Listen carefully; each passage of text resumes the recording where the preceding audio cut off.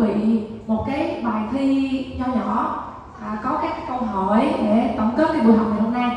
Thì là hy vọng là các bác sĩ mình sẽ cùng nhau giải những cái câu hỏi đó. 네, 그러면 이제 두 번째 섹션은 MVI라는 질병이 무엇인가입니다. Tiếp theo và bài giảng tiếp theo thì tôi sẽ nói về MVI, hở van hai lá.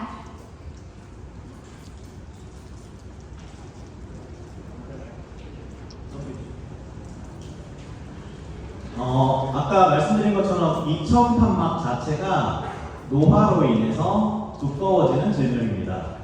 Đây là chứng bệnh liên quan đến van hai lá bị lão hóa và trở nên dày. 문헌마다 너무 차이가 있긴 하지만 보통 13살이 넘어가면 유병률이 85%까지도 올라갑니다.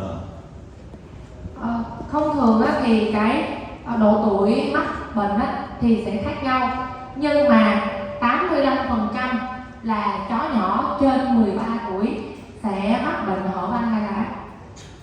크기가 작은 강아지가 나이가 들었다. 그러면 그 강아지는 심장병이 있을 확률이 상당히 높다라는 겁니다. Có nghĩa là chỉ cần là giống chó nhỏ và đã trên độ tuổi là 13 thì cái khả năng mà em ấy bị mắc bệnh van hai lá là rất là cao. 저희가 조사한 바에 의하면 베트남 강아지들은 아직까지 나이가 어린 편에 속합니다.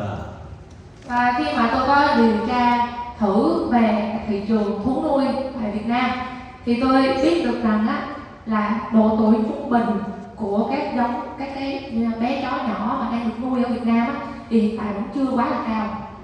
지금으로부터 3년에서 5년 이내에 분명히 굉장히 많은 심장병 환자를 만나시게 될 겁니다. Có nghĩa là người Việt Nam mình bắt đầu nuôi thú cưng chỉ mới gần đây thôi, nên là khi mà tính vào độ tuổi trung bình thì có rất là nhiều bé là độ tuổi vẫn còn rất là nhỏ. Thì chúng ta hãy tính sẵn trước từ bây giờ để từ 3 đến 5 năm sau, khi mà các bé này đến độ tuổi là già rồi thì lúc này sẽ những cái nhu cầu mà chữa trị các căn bệnh liên quan về tim sẽ tăng rất là cao. 그걸 지금부터 준비해 보도록 하겠습니다. Có nghĩa là mình phải chuẩn bị ngay từ hôm nay, ngay từ bây giờ luôn. 이 MVA라는 질병은 수컷이 좀 더 많이 생긴다고 합니다. Có một số bên cho rằng thì các bệnh MVI này thường xuất hiện ở chó đực. Tỷ lệ xuất hiện ở chó đực là cao hơn cái. 아까 말했던 소형견 한 20kg 정도 내외까지는 충분히 판막 질환이 많이 생길 수 있고 특히 5kg 내외의 견종들은 굉장히 많이 생깁니다. Và chó nhỏ, các loại chó nhỏ dưới 20 kg, đặc biệt là chó nhỏ dưới 5 kg thì tỷ lệ mắc rất là cao.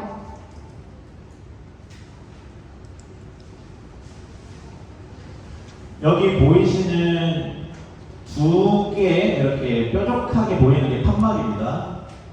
Ở hình tiếp theo thì mình nhìn thấy hai cái phần hình nhọn nhô ra đúng không ạ? Thì đó là mô phỏng hình dạng của van hai lá. LA랑 LV 사이에 판막이 2000판입니다. Cái van mà nằm giữa LA và LV là van hai lá. 저 판막이 나이가 들면서 변성이 생기면 피가 역류하기 시작합니다. Khi mà bé cún bắt đầu có tuổi rồi thì van hai lá cũng sẽ lão hóa theo và sẽ không thể làm đúng cái vai trò đóng mở của nó nữa. 초음파의 사진이고 이 부분은 이제 추후에 영상 강의에서 훨씬 더 많이 보시게 될 겁니다. Tiếp theo là hình ảnh siêu âm. Thì những cái mẫu hình ảnh siêu âm này vào tiết học buổi chiều mình sẽ được xem thực tế nhiều hơn. 보시는 것처럼 제가 MVI와 관련된 증상은 딱 두 가지만 기억하라고 설명을 드렸습니다. Ban nãy tôi đã nói là nếu là bệnh lý về van hai lá thì mình chỉ cần nhớ về hai cái bệnh sẽ phát sinh khi mà van hai lá bị thoái hóa. 판막이 고장나서 피가 역류하기 시작하면 Khi mà van hai lá bị xa và bị hở thì lúc này là sẽ bị trào ngược về nhĩ trái, máu sẽ trào ngược từ thất trái về nhĩ trái. 1번은 좌심방 사이즈가 커지고 좌심방에 압력이 올라갑니다. Đầu tiên là sẽ tăng áp nhĩ trái và phì đại nhĩ trái là cái triệu chứng đầu tiên. 이렇게 커진 좌심방은 기도를 누르게 되고 그것 때문에 필연적으로 기침을 하게 됩니다. Và van hai lá khi mà phì đại sẽ đè lên cái đường thở và sẽ dẫn đến cái triệu chứng lâm sàng là sẽ ho. 그리고 좌심방 압력이 올라가게 되면 그 이후에 이전에 있던 폐 압력까지도 올라갑니다. Khi mà tăng áp nhĩ trái lâu dần sẽ dẫn đến là tăng áp phổi luôn ạ. 그래서 두 번째가 폐 수종입니다. Sau đó sẽ dẫn đến là phù phổi ạ. 다시 1번은 좌심방 사이즈 비대 및 압력 증가. Mình tổng kết lại, một là sẽ phì đại nhĩ trái và tăng áp nhĩ trái. 2번은 폐 수종. Hai là phù phổi ạ.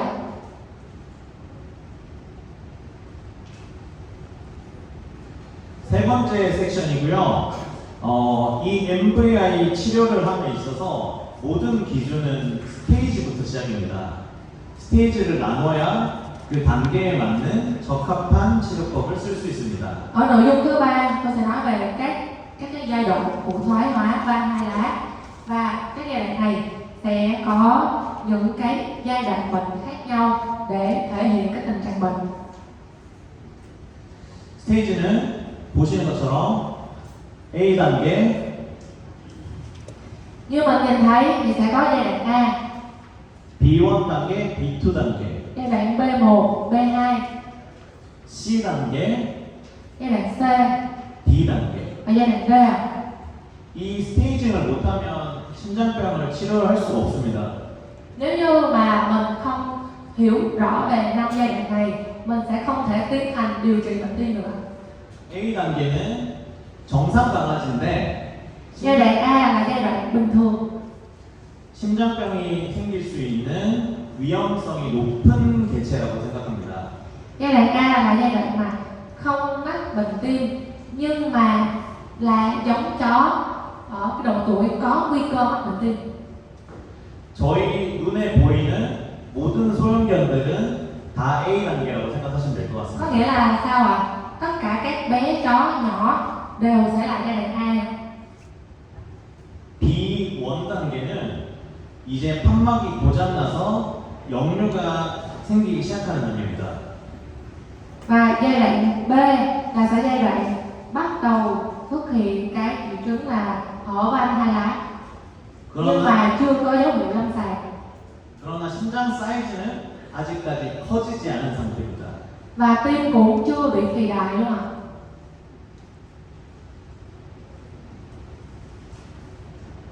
그리고 이 역류가 어느 수준이 되면 그때는 좌심방이 LA가 커지기 시작합니다.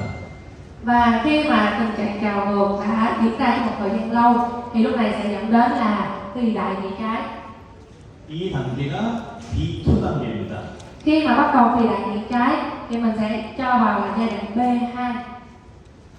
B2 단계 이후에 이제 커진 좌심방 LA에 압력이 올라가서 폐에 물이 차거나 혹은 기침을 시작하는 임상 증상이 시작되면 그때를 C 단계라고 합니다. Sau giai đoạn B2, khi mà nhĩ trái đã bị phì đại rồi thì đến cái giai đoạn mà bị phù phổi hoặc là bị ho hoặc xuất hiện các cái dấu hiệu lâm sàng thì lúc này mình sẽ cho là giai đoạn C. 그리고 스테이지 D 경우는 이제 무슨 약을 써도 늙지 않게 되는 불응기라고 표현합니다. Và đến giai đoạn cuối ở giai đoạn D là giai đoạn không đáp ứng thuốc, cho dù mình có kê đơn như thế nào thì cũng không có hiệu quả trong việc cầm cự hoặc là chữa trị. 제가 10초 정도 드릴 테니까 이 단계를 머릿속에서 다시 한번 알고 계시겠지만 리마인드를 하고 그리고 이야기를 이어가도록 하겠습니다. Từ đoạn này trở đi á, thì tôi sẽ cho các bác sĩ mình thời gian là 10 giây. Mình cố gắng mình học thuộc nhanh 5 cái giai đoạn này đi ạ. Để đến tiếp theo mình nghe giảng mình sẽ dễ hiểu hơn ạ.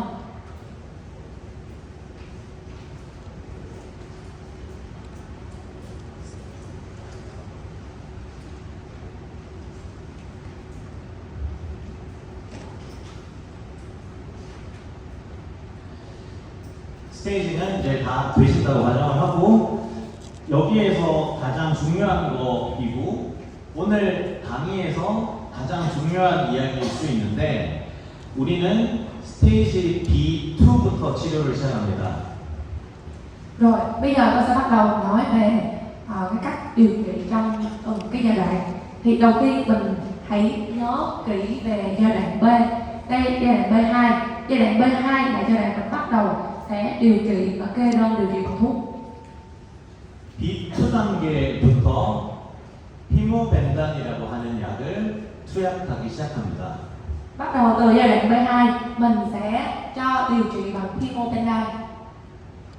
오늘 강의의 핵심은 청진기를 열심히 대서 나는 B2 단계를 빨리 찾은 다음에 그 단계부터 약을 처방을 하는 게 이번 강의의 핵심입니다. Mục tiêu của bài giảng ngày hôm nay là mình sẽ dùng ống nghe để mình xác định được là bệnh hú có đang là trong giai đoạn B2 hay không, để mình bắt đầu mình kê đơn pimapentan. 아까 말씀드린 것처럼 A 단계 역류가 생기기 시작하는 B1 단계 역류가 생기다가 과신방이 커지기 시작하는 B2 단계 그 다음에 임상 증상이 생기는 C 단계 그 다음에 어떤 약을 써도 잘 안 듣는 D 단계 요거에 대한 설명을 드리겠습니다. Thì đầu tiên thì tôi sẽ tổng kết lại là giai đoạn A á, là giai đoạn á, mà chưa có bệnh tim. Giai đoạn B là bắt đầu phát hiện có tiếng thổi tim nhưng mà chưa có dấu hiệu của là sa van hai lá. Giai đoạn B2 là phát hiện tiếng thổi tim và sa van hai lá. Giai đoạn C là sa van hai lá một thời gian thì lúc này là nhĩ trái phi đại và xuất hiện các cái triệu chứng lâm sàng. Cuối cùng là giai đoạn D là giai đoạn không đáp ứng thuốc. 아까 말씀드린 것처럼 B2 단계는 피모벤단을 처방합니다. Và bắt đầu từ giai đoạn B2 mình sẽ kê đơn pimapentan. 그리고 C 단계의 경우에는 여러 가지 심장약을 조합을 해서 약을 넣습니다. Và bắt đầu từ giai đoạn D mình sẽ kê đơn nhiều loại thuốc khác nhau. 이거는 뒤쪽 편에 조금 더 자세히 설명을 드리겠습니다. Nội dung này một lát ở trang sau nó sẽ hiện rõ hơn. 그러면 B2 단계가 심장이 커지기 시작한다고 설명을 드렸는데 Bắt đầu từ giai đoạn B thì nhĩ trái đã phi đại. 그 커지는 거를 어떤 기준으로 잡냐?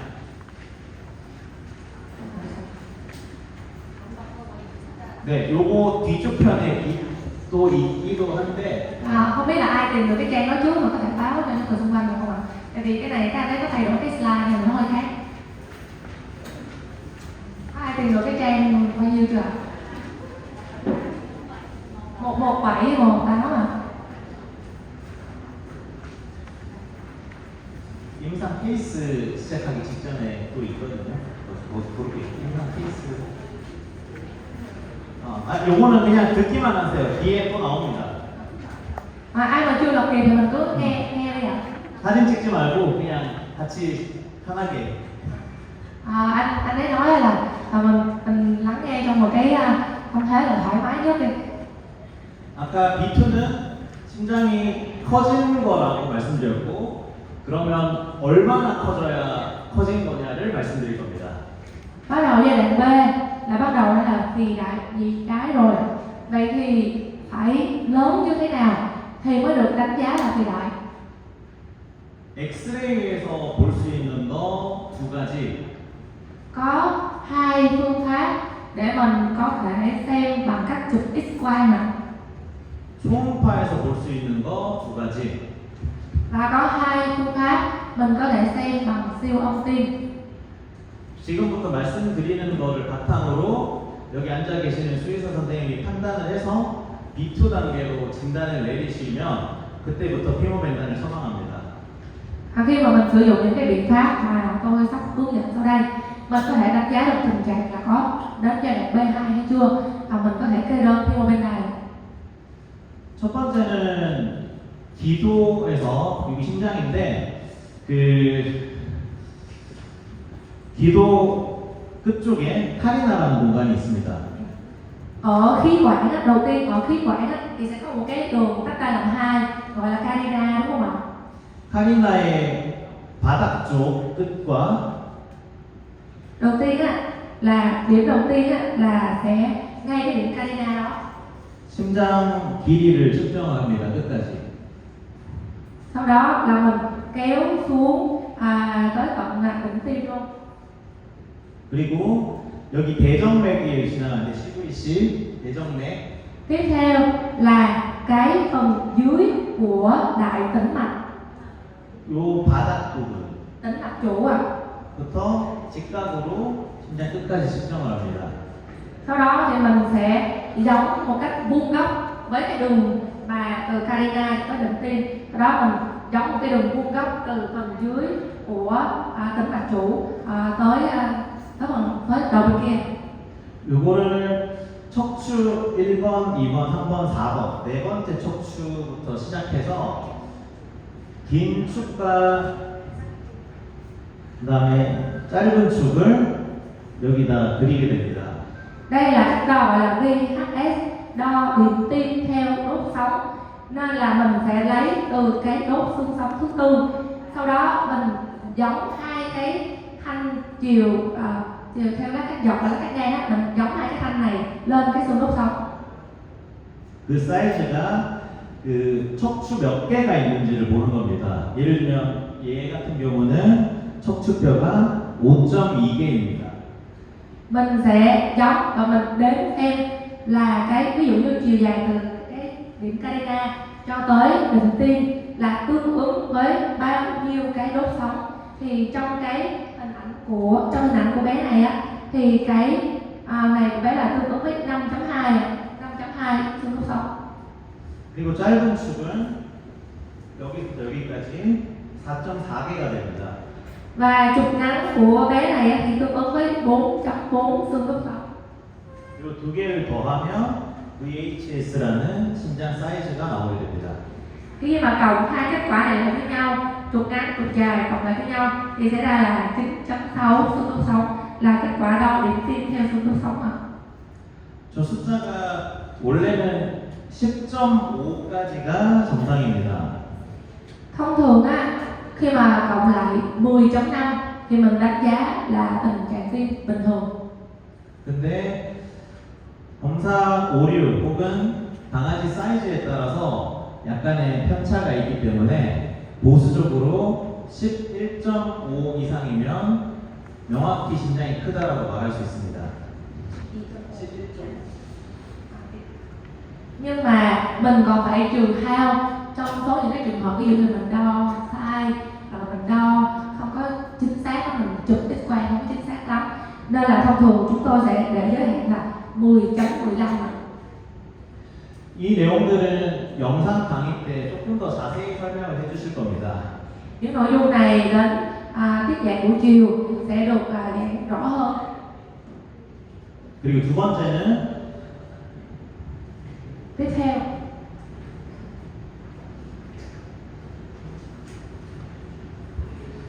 얘도 오타라는 거거든요. V라스라고 ở cái hình này VLA. á, trong tài liệu á, nó phải là VLAS á, không biết là tài liệu đúng hay sai ạ? Mình sửa cái VHS là VLAS nhưng mà tài liệu mình chưa có được sửa. 죄송합니다. 업데이트가 되기 전 자료가 Tại vì để kịp thời tài liệu nên là chúng tôi đã sửa lại sau nhưng mà chưa có kịp cập nhật.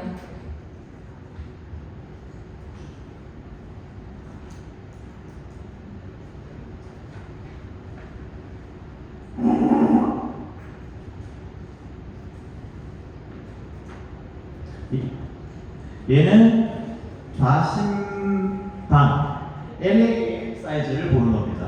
Cách đo này sẽ giúp chúng ta đo được kích thước của nhĩ trái.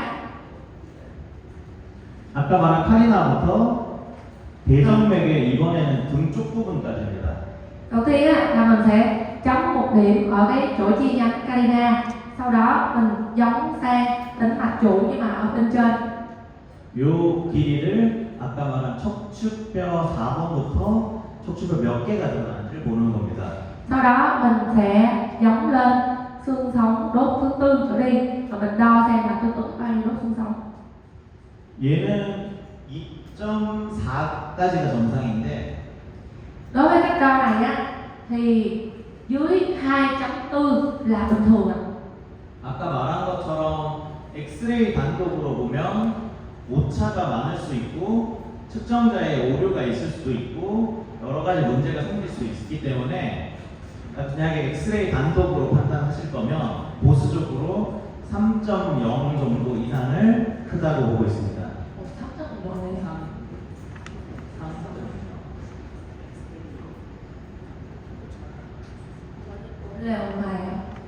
원래 2.4 이상이 큰 건데 엑스레이 단독으로 보실 거면 Nhưng mà mình vẫn phải tính đến những cái tình huống như hồi nãy tôi nói là có thể chụp X-quang không chính xác 100% và cũng có thể là do khi mà mình đặt cái điểm đo chưa chính xác, nên là thông thường tôi sẽ để dư á, là 3.0 ạ.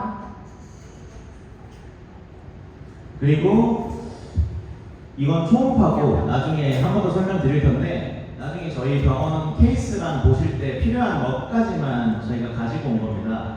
그 중에서 보실 거는 첫 번째는 LAAO.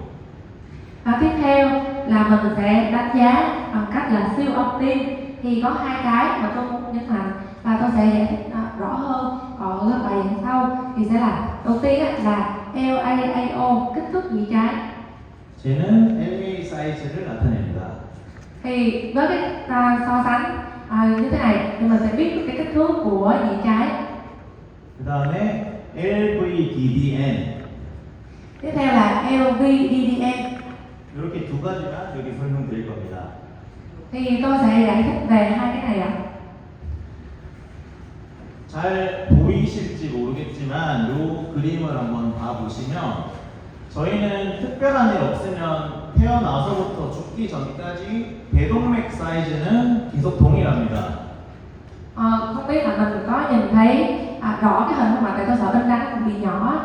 Thì trong quả tim có một bộ phận từ lúc mà sinh ra cho đến lúc chết đi, kích thước của nó sẽ không bao giờ thay đổi.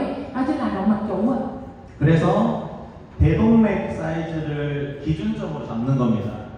Vì vậy tôi sẽ lấy động mạch chủ là tiêu chuẩn để so sánh. 그래서 여기 보이시는 쉼표 모양. Rồi mình nhìn sang cái hình E, cái hình E, hình ngoài cùng ở bên phải rồi. 요게 좌심방입니다. Đây là tâm nhĩ trái. 그래서 예를 들면 대동맥이 1이라고 가정했을 때 Khi mà mình giả định là cái kích thước của động mạch chủ là 1. 좌심실 사이즈가 1.5일 경우가 LAAO가 1.5라고 표현합니다. Thì thông thường là LA nhĩ phải là sẽ bằng 1.5 so với động mạch chủ. Thông thường cái kích thước khi mà mình so cái tỷ lệ 대동맥이 tỷ lệ giữa LA và AO là thông thường là 1.5. 대동맥이 1이라고 가정했을 때 Khi mà mình có nghĩa là khi mà mình giả định động mạch chủ là 1, kích thước là 1. LA 사이즈가 2일 경우가 LAAO 비율이 2입니다. Thì nếu như mà cái kích thước của LA to gấp đôi động mạch chủ thì lúc này tỷ lệ LAAO sẽ là 2/1 ạ. 그리고 LVDDN 같은 경우는 좌심실 LV 사이즈입니다. Còn LVDDN là kích thước của khớp trái. 심장이 가장 커져 있을 때 Khi mà tiên trương 좌심 LV의 이 직경이 LVDD입니다. khi mà tâm trương á ở cái kích thước lớn nhất á thì khi mà mình đo thì nó sẽ là LVIDD. 요 직경을 체중으로 보정을 한 게 LVDDN입니다. Khi mà mình tiêu chuẩn hóa theo cân nặng á thì sẽ ra cái chỉ số là LVDDN. 쉽게 얘기하면 LAAO는 LA 사이즈고 LVDDN은 LV 사이즈다. Nói một cách đơn giản thì cái cách đo LAAO là để đo kích thước nhị trái, còn cái cách đo là LVDDN là sẽ đo kích thước thất trái. 요거는 영상 시간에 한 번 더 나올 겁니다. Và sẽ có trong cái nội dung về siêu âm ạ. 그래서 일단 초음파를 보실 수 없다라면 Nếu như mà hiện tại bệnh viện của mình chưa có máy siêu âm,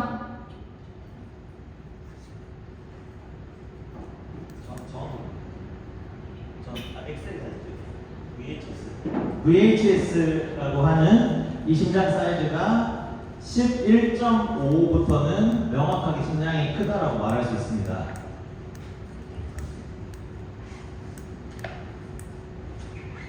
VHS가 11.5보다 크면 명확히 크다라고 할 수 있습니다. thì lúc này nếu mà mình đo cái cách VHS á, điểm tim theo đốt sống mà mình thấy trên 11.5 thì lúc này mình chắc chắn là tim to ạ.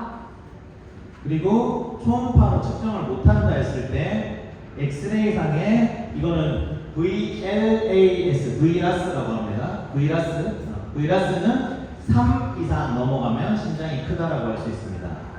Còn đối với cách đo VLAS á, thì khi nào mà mình thấy trên 3 thì lúc này mình sẽ chắc chắn là bị tim to. 그리고 아까 말했던 LAAO는 심장 초음파를 이제 보실 수 있게 되면 Còn nếu như mà bệnh viện mình có máy siêu âm thì mình sẽ xem được là cái kích thước của nhị trái LA với AO 측정을 하실 수 있으시게 될 텐데 thì mình sẽ đo được cả bằng siêu âm tim. 얘는 1.6 이상이 되면 심장이 큰 겁니다. Đối với tỷ lệ LA-AO, nếu như tỷ lệ giữa LA với AO là 1.6 trở lên thì lúc này mình sẽ đánh giá là bị phi đại. 그리고 LVDDN 같은 경우는 1.7 이상이면 큰 겁니다. Còn LVDDN sẽ là trên 1.7, trên 1.7 là sẽ đánh giá là bị phi đại.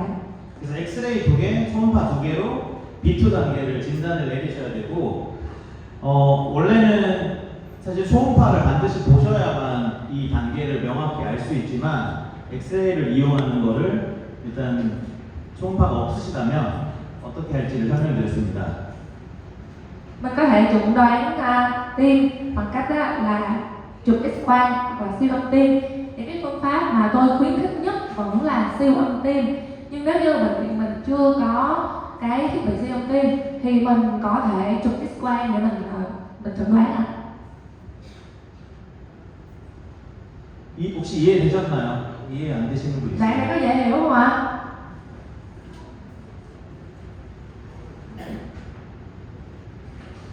네, 그러면 이제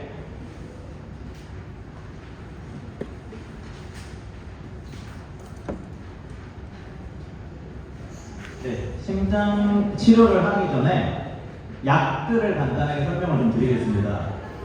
아마 Rồi bây giờ mình về lại trang 35 nha. 현실적으로 가장 많이 궁금하실 것 같은데 첫 번째는 그래도 가장 파워풀하고 부작용도 적은 피모벤담 먼저 설명하겠습니다.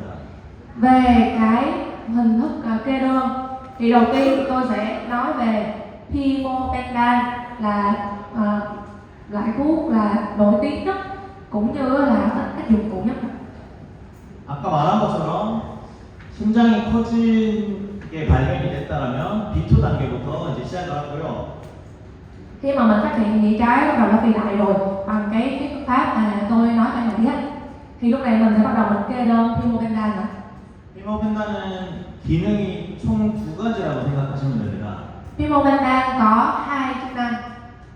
첫 번째는 심장을 더 강하게 뛰게 만듭니다. Đầu tiên là khiến tim của mình đập khỏe mạnh hơn.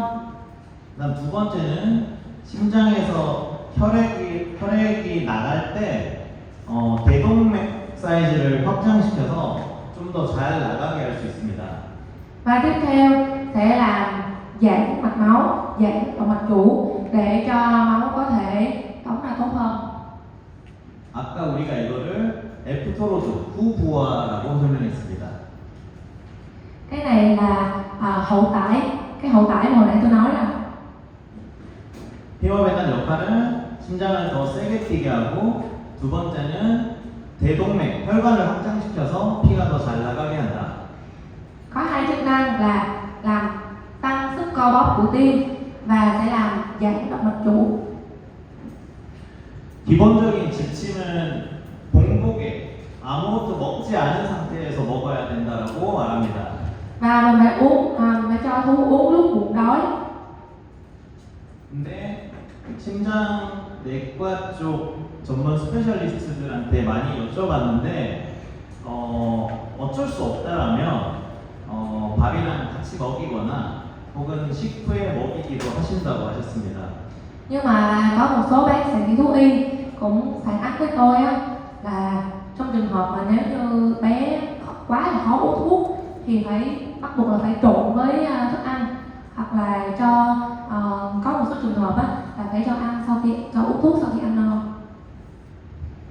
그리고 워낙 많이 쓰는 약이기 때문에 이 약은 용량을 좀 기억을 하도록 하겠습니다. Và Thymobenzane mình phải kê đơn và cho dùng liên tục, nên là mình hãy nhớ liều dùng ạ. 0.25mg에서 0.3mg입니다.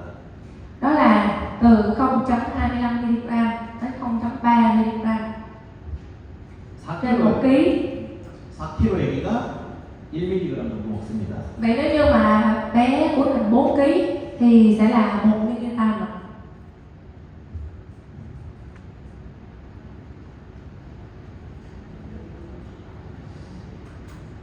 두 번째가 에이스 억제제인데 Tiếp theo là thuốc ức chế ACEI. 이런 복잡한 그림 웬만하면 이번 강의에 안 넣으려고 했는데 얘만 간단하게 설명하고 가겠습니다. Đáng ra tôi không có muốn đưa cái biểu đồ phức tạp như thế này vào cái buổi học đầu tiên, nhưng mà tôi sẽ cố gắng giải thích là dễ hiểu nhất có thể. 제가 아까 얼핏 설명해서 조금 더 이해하시기 편하실 겁니다. Tại vì nếu mà tôi giải thích thì mình sẽ hiểu dễ hơn. 심장이 뛰는 능력이 떨어져서 Khi mà cái khả năng đập của tim nó không còn tốt nữa 콩팥이 피를 적게 받는다고 가정을 해보겠습니다. thì lúc này thận sẽ giả định là đang bị thiếu máu, 혹은 교통사고가 나서 내 몸에 피가 너무 많이 빠져나가거나 내가 물을 3-4일 동안 못 먹어서 전반적인 혈압이 다 낮아진 상태라고 가정을 해보겠습니다. hoặc là thận sẽ giả định là cơ thể vừa bị tai nạn, vừa bị xuất huyết, hoặc là trong nhiều ngày liền không được uống nước. 어쨌든 콩팥으로 가는 혈액이 부족했을 때 콩팥은 내 몸이 지금 많이 혈압이 낮아지고 있다라고 판단을 하고 레닌이라고 하는 물질을 만들어냅니다. Thì lúc này thận sẽ giả định là đang bị thiếu máu và thận sẽ giải phóng một cái enzyme tên là renin. 이 레닌이라는 물질은 안지오텐신 5gen이라고 하는 단백질을 안지오텐신 2라고 변형시킵니다. Và enzyme renin này sẽ chuyển đổi một cái protein gọi là angiotensinogen thành một cái lại là angiotensin 1. 그 안지오텐신 2는 폐에서 나오는 AC라고 하는 ACE 효소에 의해서 안지오텐신 2로 바뀌게 됩니다. Và angiotensin 1 thì sẽ được chuyển đổi bằng một cái loại enzyme khác tên là ACE, được sản xuất chủ yếu ở phổi để tạo ra angiotensin 2 ạ. 그러면 본격적으로 역할을 하는 애는 요 핵입니다. 안지오텐신 2입니다. Thì cái chủ yếu sẽ hoạt động trong cái hệ thống RAS này là angiotensin 2 ạ. 아까 말한 것처럼 콩팥은 지금 내 몸에 피가 부족하고 혈압이 낮아지고 있다고 생각하기 때문에 Tại vì thận đang hiểu á, là cơ thể bị thiếu máu. 지금부터 일어나는 모든 일들은 혈압을 높이고 Thì thận sẽ hiểu là huyết áp đang bị hạ, nên là cái angiotensin 2 này sẽ làm tăng huyết áp 물을 내 몸 안으로 빨아들이는 역할들을 하게 됩니다. và sẽ giúp cơ thể giữ lại nước. 혈압을 높이는 방법은 혈관을 수축시키는 방법이 있습니다. Cách làm tăng huyết áp là cái angiotensin 2 này sẽ làm cho mạch máu bị co lại. 그래서 바소프레신과 알도스테론을 분비해서 결론은 혈관을 수축시켜서 혈압을 높이고 그 다음에 온몸에 물이 밖으로 못 나가게 점점 빨아당기게 됩니다. Và chất giúp co mạch, cái chất giúp co mạch máu angiotensin 2 này sẽ đồng thời làm co mạch máu để tăng huyết áp và đồng thời sẽ kích thích cái tuyến thượng thận để sản xuất một cái hormone gọi là aldosterone, và có một hormone khác được tiết ra bởi tuyến yên là vasopressin. Thì cái aldosterone này sẽ giúp thận giữ lại nước để tăng lượng máu và tăng huyết áp. 이 과정을 레닌, 안지오텐신, 알도스테론 시스템이라고 합니다. Toàn bộ cái quá trình này mình gọi là hệ thống RAS. 결국 이 라스라는 시스템은 콩팥이 몸의 혈압이 낮다고 생각했을 때 혈압을 높이기 위한 여러 가지 과정들입니다. Nói một cách ngắn gọn thì hệ thống này á là do thận hiểu rằng là cơ thể đang bị thiếu máu khi mà hạ huyết áp, nên là sẽ trải qua quá trình này để làm tăng huyết áp và giữ nước cho cơ thể. 다른 거 다 까먹으셔도 되니까 이 라스가 발동이 되면 혈압이 올라가기 위해 혈관이 수축되고 그 다음에 모든 물을 내 몸으로 당긴다만 기억해 주세요. Mình nghĩ đơn giản là nếu như hệ thống RAS này được kích hoạt thì mạch máu sẽ bị co và thận sẽ giữ nước. 아까 말씀드린 것처럼 심장병이 생기면 콩팥으로 가는 피가 없기 때문에 우리 몸은 이 라스가 발동되게 되고 이 라스가 발동되면 온몸 중에서도 심장이 더 빨리 지치게 됩니다. Và như hồi nãy tôi đã nói là trong cái quá trình này sẽ khiến cho tim phải hoạt động nhiều hơn và sẽ khiến tim trở nên mệt. 그래서 심장병이 생기면 저희가 이 시스템을 조금 억제를 시켜줘야 됩니다. Vì vậy nếu như đang có vấn đề về tim thì mình phải kê đơn để ức chế cho cái hệ thống RAS này nó hoạt động. Mình ức chế hệ thống RAS này không xảy ra. 그래서 얘를 억제시키는 약이 ACE 이니비터, ACE 억제제입니다. Vì vậy cái thuốc mà mình dùng trong trường hợp này là ACEI inhibitor, là thuốc ức chế men chuyển angiotensin, là cái màu hồng tím tím này, nó sẽ ức chế cái đó ạ. 심화방위가 되면 그런 약을 설명드릴 수 있을 것 같은데 이 안지오텐신 2 자체를 억제하는 약도 있습니다. Và đây là thuốc ức chế cái men chuyển ACE. Còn có một cái thuốc khác có thể ức chế thẳng cái angiotensin luôn ạ. 어쨌든 이 라스 시스템을 막는 거는 심장병 관리에서 굉장히 중요한 개념이다. Có nghĩa là mình phải ngăn chặn cái hệ thống RAS này thì mình mới có thể chăm sóc và điều trị và quản lý bệnh tim. 혹시 이해되셨나요? Không biết là bạn này mình hiểu chưa ạ? 그러면 이 에이스 억제제를 종류 세 가지만 일단은 먼저 알고 계시면 될 것 같아요. Tôi sẽ nói về 3 cái loại thuốc ACEI phổ biến ạ. 첫 번째는 에날라프릴. Đầu tiên là enalapril. 얘가 제일 많이 쓰이는 에이스 억제제입니다. Đây là thuốc ức chế men chuyển ACE được dùng phổ biến nhất ạ. 용량을 뭐에서 뭐 이렇게 하면 너무 복잡하니까 일단 얘는 특별한 일이 없다면 0.5로 적용합니다. Về liều dùng á thì nếu mà mình nói nhiều sẽ phức tạp, thì liều dùng mà thông thường sử dụng á là trên kilo. 두 번째는 베나제프릴입니다. Tiếp theo là benazepril. 얘는 기본적으로 아까 말했던 에날라프릴보다 조금 더 지속 기간이 길고요. Benazepril thì có tác dụng là kéo dài hơn enalapril bên trên ạ. 콩팥의 친화적인 특징을 가지고 있습니다. Và thuốc này thì thân thiện với thận hơn ạ. 그리고 얘는 보통 저는 0.25로 먼저 시작합니다. Và thông thường tôi hay kê đơn là liều là từ 0.25 mg trên ký ạ. Bắt đầu là tôi kê 0.25 thôi ạ. 그리고 마지막으로 라미프릴 같은 경우는 하루에 한 번 먹을 수 있는 큰 장점이 있습니다. Tiếp theo là Ramipril thì có một cái ưu điểm là một ngày chỉ cần uống một lần thôi. Còn hai cái kia thì phải là hai lần, hay là 1-2 lần. 라미프릴은 저는 0.125부터 시작합니다. Và tôi hay kê đơn bắt đầu từ 0.125 mg trên kilo. 저 아까 말한 기준을 먼저 잡으시고 한 번 더 설명드리겠지만 ACE 이니비터를 쓰면 콩팥 수치가 올라갈 수 있습니다.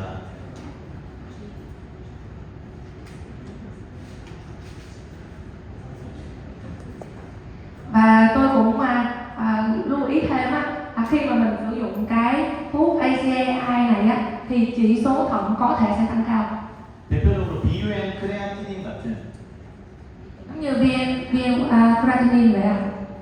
그렇기 때문에 만약에 비유엔 크레아틴이 막 너무 많이 올라가기 시작하면 이 ACE 억제제를 조금 줄여볼 수 있습니다. Vì vậy khi mà mình thấy cái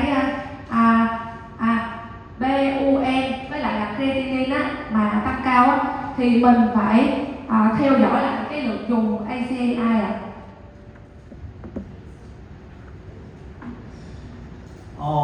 ACE 이니비터를 엄청 길게 설명을 했는데 Thì tôi đã giải thích về cái ACAI này khá là dài rồi. 예전보다는 심장병 초기에는 요즘에는 잘 안 쓰는 추세입니다. Ngày xưa khi mà bệnh thuốc mới bắt đầu bệnh tim thì thường là không có sử dụng thuốc này. 증상이 없는 심장병, 그러니까 B1 단계, B2 단계에서 Ở cái giai đoạn mà chưa có triệu chứng lâm sàng là B1, B2.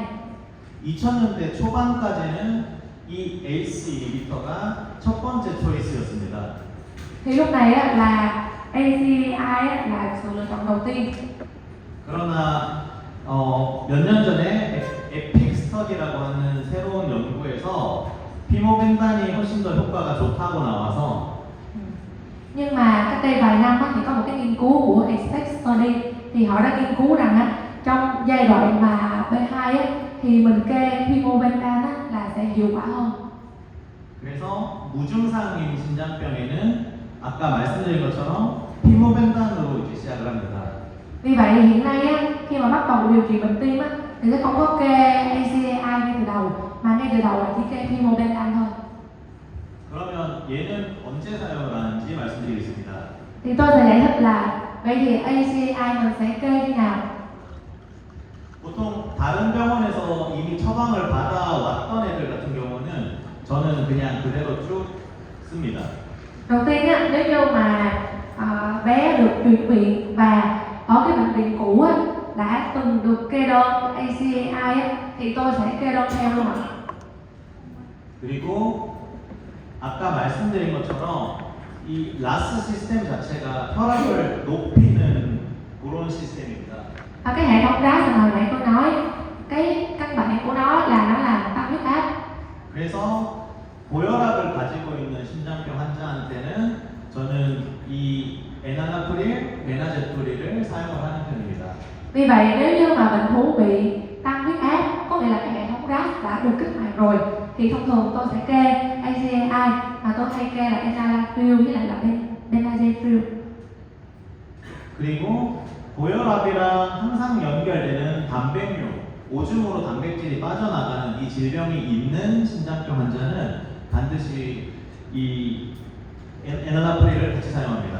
Và bị cao huyết áp thì sẽ luôn đi kèm với protein niệu. Thì trong trường hợp có protein niệu thì mình cũng sẽ kê đơn ACAI. 그리고 C 단계, 이제 폐수종이 오기 시작하는 그런 단계에서 나오겠지만 퓨로세마이드라고 하는 이뇨제 그리고 피모벤단 등의 다른 제제를 썼는데도 효과가 좀 없을 경우에 에이스 억제제를 같이 병용하는 경우가 많습니다. Khi mà đã bị phù tiêm rồi, mặc dù là mình đã kê đơn furosemide, thuốc lợi tiểu và phenobendan, thuốc tăng co bắp tim, nhưng mà tim vẫn tiếp tục có cái tình trạng là bị giãn ra, thì mình phải xem xét mình kê đơn thêm ACEI. 그리고 이 약을 쓸 때는 BUN 크레아티닌을 항상 주의 깊게 측정을 하셔야 됩니다. Và khi mà mình kê đơn ACEI thì mình phải luôn theo dõi chặt chẽ cái chỉ số BUN và creatinine ạ. 저는 약 처방하고 일주일 정도 후쯤에는 반드시 내원해서 콩파 수치를 측정합니다.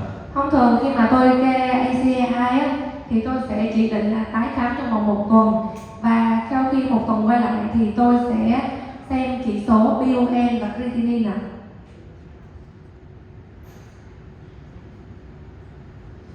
그래서 이 ACE 이니비터는 수의사들, 예를 들면 한국 수의사 어떤 분들은 아예 처방 안 하는 분도 있기는 한데, 그래서 심장약으로 쓸까 말까가 약간 뭐랄까 많이 논란의 여지가 조금 생긴 약입니다.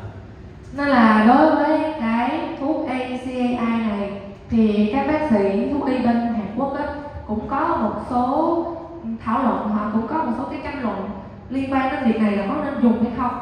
Và cũng có một vài bác sĩ ở Hàn họ đã bỏ kê đơn ACEI rồi.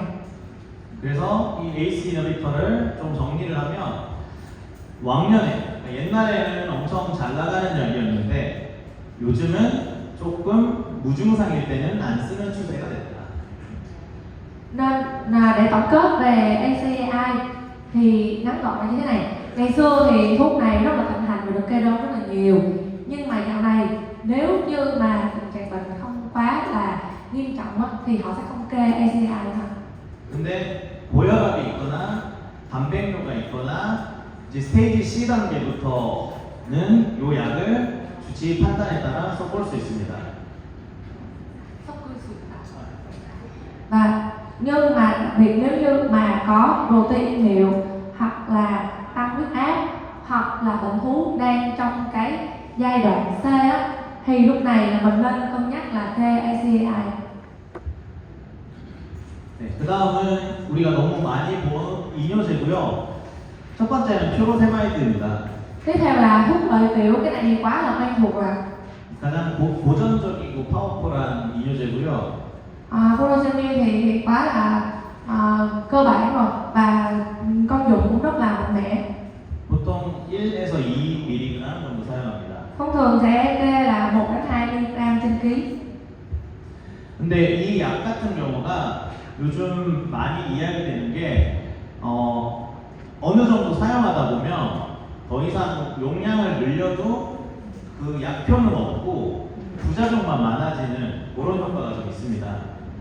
Nhưng mà dạo gần đây á, có một số nghiên cứu á, là sử dụng furosemide trong một cái thời gian dài á, thì sẽ xuất hiện cái gọi là hiệu ứng trần. Nghĩa là cho dù có tăng liều bao nhiêu á, thì cũng không còn cái tác dụng nữa, cơ thể không thể đáp ứng được nữa và có tác dụng phụ. 그래서 2세대 이뇨제가 필요합니다. Vì vậy chúng ta cần một cái thuốc lợi tiểu thế hệ mới. 2세대 이뇨제는 이름이 토르세마이드. Thuốc lợi tiểu thế hệ mới tên là furosemide hả? 얘는 토르세마이드. 토르세마이드. Em đọc là furosemide theo mấy anh đi cho nó dễ nha. 보통은 이뇨제가 퓨로세마이드의 10배에서 20배 정도 강력합니다. Cái hiệu lực của nó mạnh hơn furosemide gấp 10 đến 20 lần. 그래서 보통 어떤 애가 퓨로를 2입을 먹고 있었다. 가정할게요. 네. Ví dụ như là đang kê đơn uống furosemide là 2 mg. 그러면 톨세마이드로 넘어가면 일단 기준치는 0.2가 됩니다. Nhưng mà khi mà đổ sang furosemide á, thì lúc này là chỉ cần 0.2 mg thôi, tại vì nó gấp 20 lần.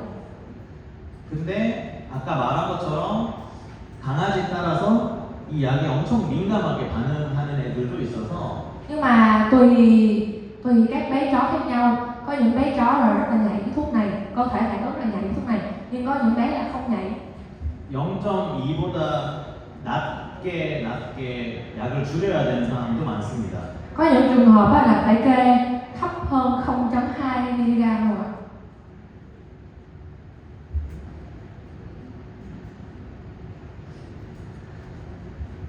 한국의 요즘 트렌드는 토르세마이드를 점점 빨리 쓰고 있는 추세입니다.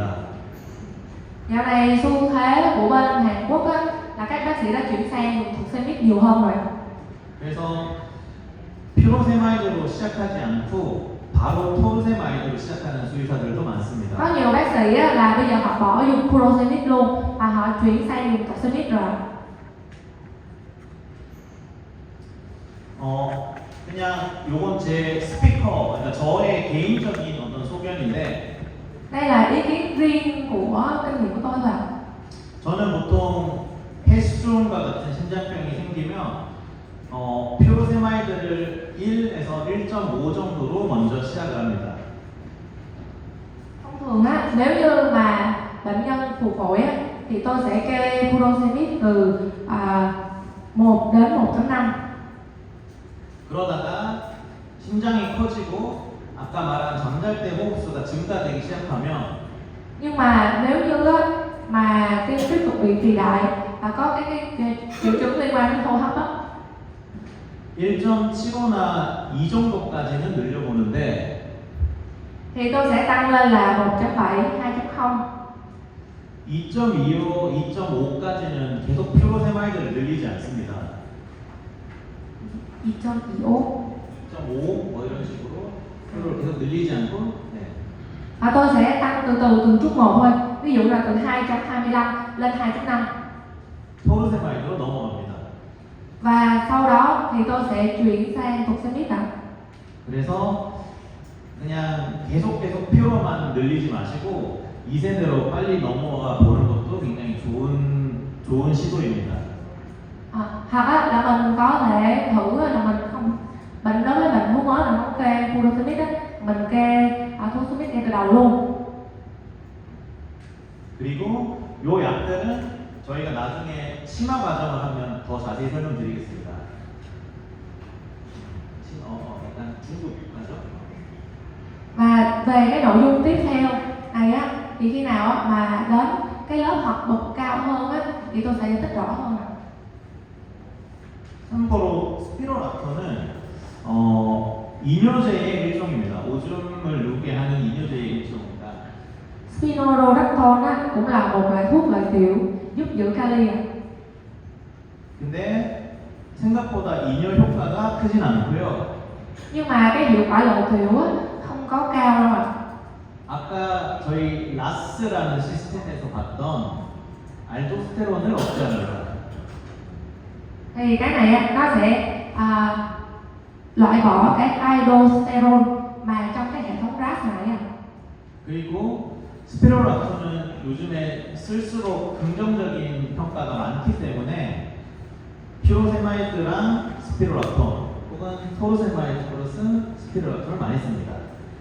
Nhưng mà cái hiệu quả của spironolactone á, thì nó có hiệu quả nên là gần đây á, là hay được kê đơn chung với furosemide hoặc là furosemide ạ. 참고로 1에서 2 정도 씁니다. Thông thường á, là sẽ từ 1 đến 2 mg trên ký ạ. 그리고 Tiếp theo, 아까 혈관을 확장시키는 게 상당히 중요하다고 설명한 적이 있습니다. hồi nãy tôi có nói là cái việc mà làm giãn mạch máu á, thì khá là quan trọng. 그래서 혈관을 확장시키는 약 이름만 그냥 눈에 익혀주시면 저희가 중국 강의 때 더 자세히 설명드리겠습니다. Nên tôi có liệt kê một số thuốc giãn mạch ở đây. Thì các bác sĩ mình hãy thuộc cái tên thuốc hoặc là tìm hiểu trước để sau này mình lên lớp học trung cấp á, thì mình có thể mình hiểu nhanh hơn. 그리고 심장병 환자에서 굉장히 저희가 많이 놓치게 되는 포인트가 세 번째 겁니다. Và đối với bệnh nhân bị bệnh tim á, thì có một cái điều mà chúng ta hay dễ bỏ qua nhất, đó chính là cái thứ ba là 심장이 뛰는 횟수가 증가가 되면 khi mà tim đập nhiều hơn 그거에 맞춰서 역류가 되는 양도 점점 많아집니다. thì lúc này cái lượng mà bị trào ngược á, nó cũng sẽ tăng lên tương ứng ạ. 그래서 심장 환자는 절대적인 안정이 필수적입니다. Nên là mình phải giúp các cái bệnh nhân bị bệnh tim á, bị về chứng cứ ban hai lá là phải an thần, phải cho không có quá phấn khích, không có lo âu, không có xảy ra những cái tình trạng mà khiến tim đập nhanh. 그래서 뭐 그랩 기사나 막 택배 같은 게 왔을 때 막 짖는 막 그런 강아지가 있으면 반드시 스트레스를 낮춰주는 약들을 처방해 주셔야 됩니다. Ví dụ như có những bé chỉ cần thấy shipper tới nhà hoặc là thấy người lạ đi ngang là sủa rồi loạn lên á, thì những bé đó là phải kê cái thuốc kiểm soát lo âu cho mấy bé luôn.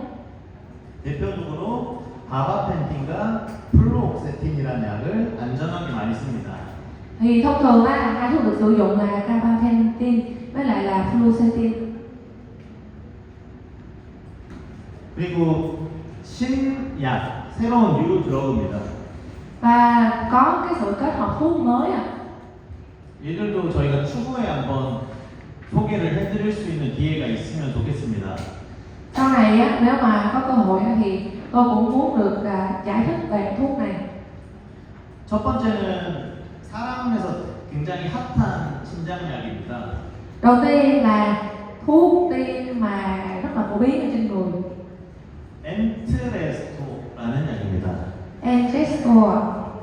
이거는 제가 5월달에 동서부 학회라는 중국 강의를 하는 주제인데요. Nội dung này thì nằm trong bài giảng của tôi ở Hà Môn, Phúc Kiến, Trung Quốc vào tháng 5 ạ. 써봤을 때 굉장히 효과가 좋았습니다. Khi mà tôi kê đơn thử thì tôi thấy là hiệu quả rất là tốt. 두 번째는 톨박탄이라는 약입니다. Tiếp theo là Torvapan. 저 약 같은 경우는 피로세마이드, 토르세마이드를 많이 쓰다가 오줌을 많이 누다 보니까 콩파 수치가 안 좋아지면 그때 다른 이뇨제를 줄이고 저 약에 좀 추가를 해봅니다. Thuốc này dùng trong trường hợp á, là nếu như mà mình dùng thuốc lợi tiểu là cái furosemide với lại thuốc semide quá nhiều á, thì lúc này là cái chỉ số thận không tốt á, thì sẽ chuyển sang dùng cái Torvapan này. 이런 약도 저희가 나중에 한 번 더 설명드릴 수 있는 기회가 있으면 좋겠습니다. Sau này thì tôi mong là sẽ có cơ hội để được giảng cho các bác sĩ về cái cách kê đơn và điều trị hai thuốc này. 참고로 교과서에는 아직 실려 있진 않습니다, 이 약은. Và quan trọng là hai thuốc này là chưa có nằm trong sách giáo khoa hay là chính thức gì hết ạ. 그리고 이제 치료를 조금 포커스를 맞춰보겠습니다. Bây giờ tôi sẽ chuyển sang tập trung vào điều trị.